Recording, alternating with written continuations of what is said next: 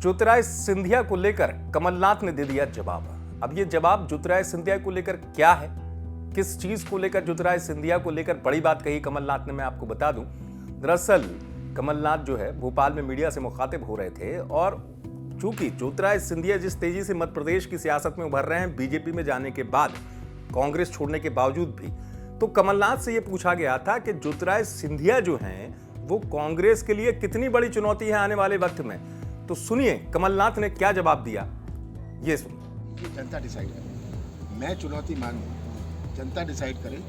जनता ने तो तय कर लिया था गुना में पिछले दिनों, ठीक है, तो ये जनता तय कर ले। सुना आपने, कमलनाथ जवाब दे रहे हैं कि उनको तो गुनाह की जनता ने बता दिया था और सब कुछ जनता के हाथ में होता है।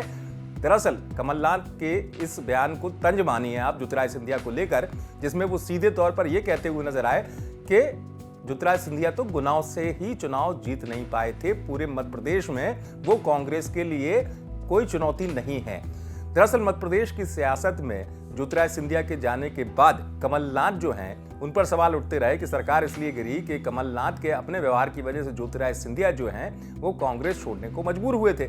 अब ज्योतिरादित्य सिंधिया चूंकि बीजेपी में उनका कद बढ़ रहा है, केंद्रीय मंत्री बनने के बाद मध्य प्रदेश में लगातार सक्रिय रहते हैं ज्योतिरादित्य सिंधिया, तो कांग्रेस के लिए पहले तो सरकार गिराने में और अब चूंकि सरकार बनने का वक्त जब आएगा 2023 में, तब भी क्या ज्योतिरादित्य सिंधिया बड़ी चुनौती बनेंगे कमलनाथ के सामने? सवाल यही था। और मध्य प्रदेश की सियासत की जो राय है इन दिनों और जिस पर निगाह है सियासी पंडितों की, वो इसी बात को लेकर है कि ज्योतिरादित्य सिंधिया बनाम कमलनाथ की स्थिति में एक बार फिर क्या 2023 में ज्योतिरादित्य सिंधिया जो हैं वो कमलनाथ के लिए बड़ी चुनौती बन सकते हैं या नहीं।